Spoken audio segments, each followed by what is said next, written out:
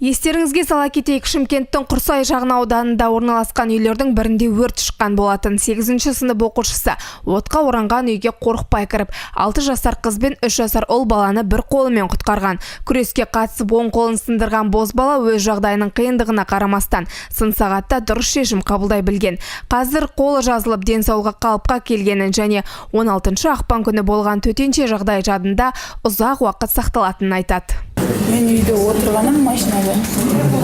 Bir кезде үлкен қыз жүгіріп келіп айтты, үйден түтін шығып жатыр деп, барсам өртен андырген.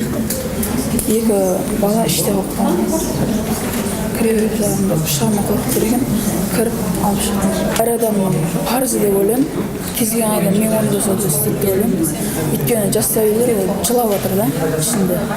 Болашақта халыққа қалтқысыз қызмет еткім келеді. Бақытжан үйдің кенжесі, бүгінде номер 49-шы жалпы орта мектептің 8-ші сыныбында оқиды.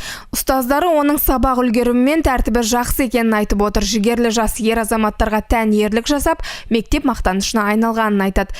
Шымкент қалалық полиция департаментінің бастығы Ералы Жұмаханбетов мектеп оқушысына болашақта полиция мамандығын таңдаса өз тарапынан қолдау көрсететінін жасырмады. Бақытжандай баланы дүниеге келтірген ата-анасына үлкен рахмет. Осындай үлкен азаматтық батылдығыңды көрсеттің. Ешкімнен көмек сұрамай, екі бүлдіршінді ажалдан аман сақтап қалдың. Әрқашанда өркенің өсіп, жауапкершілік мол азамат болып, осы барлық ортаға үлгілі болып, үлкен азамат болуына тілектеспіз. Мен уже барған кезінде екі баланы сол үйден алып шығып келе жатыр екен. Маған жаңа үлкен қызы бар, біздің үйге барып көршіміз барып айтты. Үйден қара түтін шығып жатыр деп. Сонда мен балам жүгіріп кетіп қалған, мен арқасынан жүгіріп бардым. Барсам уже балам мен қызды алып шығып келе жатыр екен. Баламды мақтан тұтамын. Рахмет сіздерге.